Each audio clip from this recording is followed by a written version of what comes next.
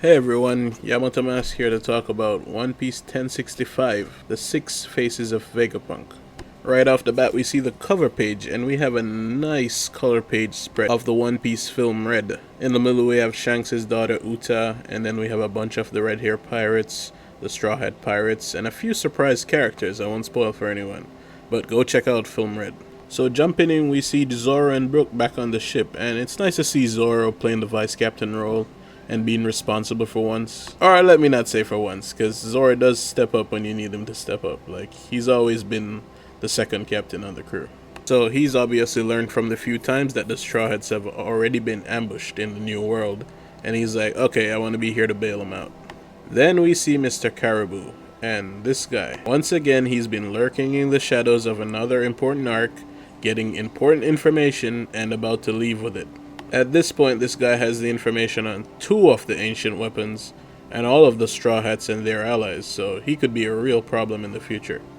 Or he could be an honorary Straw Hat, whoever knows. And now he's about to be loose on Egghead Island. And the thing with Oda is he tends to take stuff that you never remember, like some very mundane stuff, and he always ties it back into the main story somehow. That's his type of storytelling, so all this stuff is going to become relevant really soon. We're in the final arc here, guys.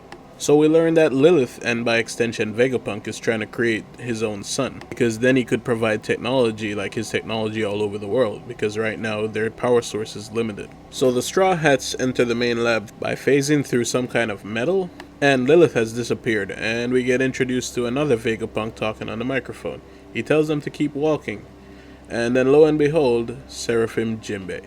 Now I think we all suspected that every one of the Shichibukai might have a Seraphim version of themselves, but seeing it is pretty cool.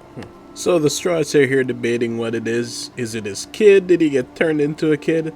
And this thing just attacks. And of course the Straw Hats are apprehensive about fighting their new crewmate. We see Nami's soft spot for kids coming through again, like she doesn't want to fight him not only because he's Jinbei, but because he's a kid.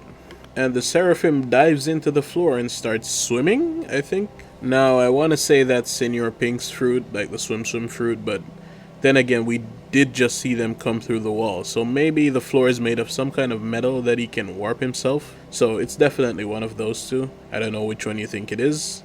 So the Seraphim is going at Nami, and Sanji gets mad and blasts him away with a Diablo Jambe kick. And then Robin follows up because she's pretty mad as well, like, you can't do that to Nami. So we see her break out the Gigante floor, I think. The first time she used that was against Black Maria, and we get a new technique, I think. So that's pretty cool. I like to see her fruit progressing. Then the Seraphim shows us that it's like it has everything. This thing is using Fishman Karate, it's using lasers, it's using the swim fruit or whatever it's doing. Usopp steps in and pulls off an attack, and then the Seraphim changes target to him, so each time one of the Straw Hats saves the other, the thing targets them. So last up is Frankie, and he goes for the Radical Beam, which is Kizaru's laser as well. And somebody says, watch out. And it's revealed that it's another form of Vegapunk. Dr. Edison is the one controlling the Seraphim. So the Straw Hats are basically guinea pigs for this thing to test its strength. And so far we've learned two very important things about the Seraphim.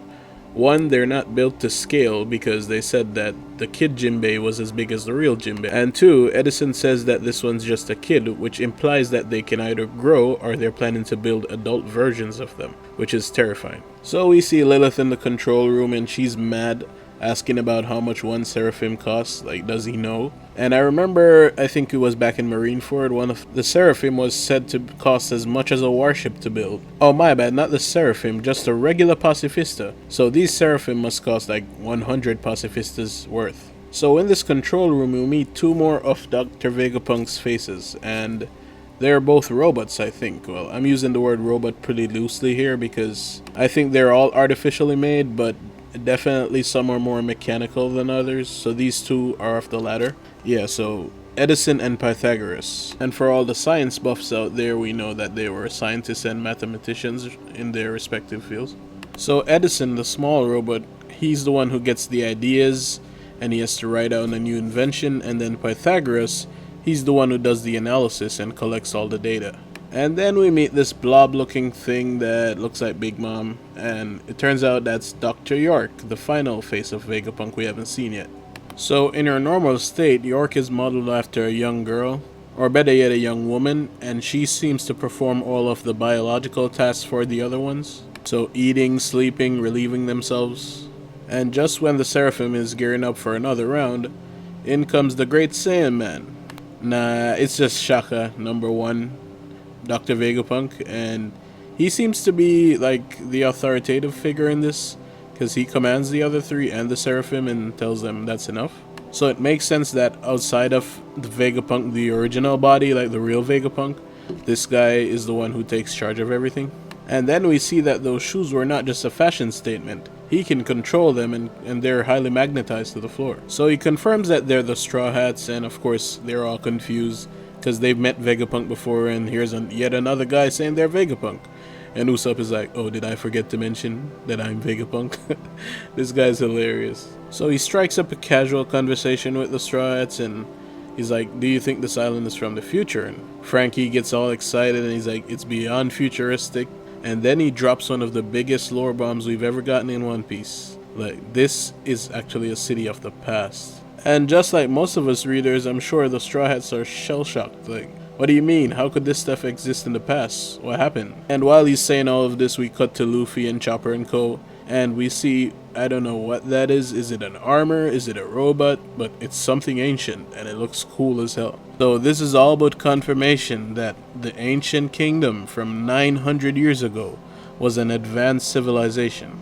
I mean, at least I think we have to have a little bit more respect for the world government. Like, I hate those guys, but how the hell did they go up against the ancient kingdom? What did they do? Like, there are so many questions, like, what happened in the Void Century? And if the ancient kingdom had access to the 3 ancient weapons and these robots or whatever they are, how did they beat them? I have no idea. Was there a traitor among the ancient kingdom that negotiated with the world government? Is this why we have like 2 lines of the D-Clan, one from Roxy Zebek and the other one from Joy Boy? This just opens up a world of questions. Like, every time we get an answer in One Piece to one question, it's like 3 more come around. And for all the emphasis we had in Wano on Devil Fruits and Fate Devil Fruits and Haki and Advanced Haki, I think tech is emerging here as like a third power that really shouldn't be swept under the rug. Like, technology is going to play an important part going forward. I think Frankie's is due for a big power up. All the Straw Hats, yeah, I can't wait to see it, man. I'm really here for it. Overall, there was so much packed into this chapter, man. Like, and going back to the Seraphim, Pythagoras was saying some important stuff about it, like talking about green blood and accelerating its growth rate, which means they can probably grow them up in like a year maybe. And the whole lineage factor thing again comes into play. Obviously they took Fishman DNA and Lunarian DNA, combined it, and that's how they got this Jinbei thing. So there's a lot of information being dumped on us in this chapter, and it was still a decent pace and a good chapter structure, I would say. I'm really excited to see what the next few chapters hold. Like, CP0 should be arriving. We should be learning a lot more about what happened and what Vegapunk knows, and let's see what happens in the next chapter. So guys, if you aren't subscribed, please subscribe, drop a like, leave a comment, and come back for more One Piece next time.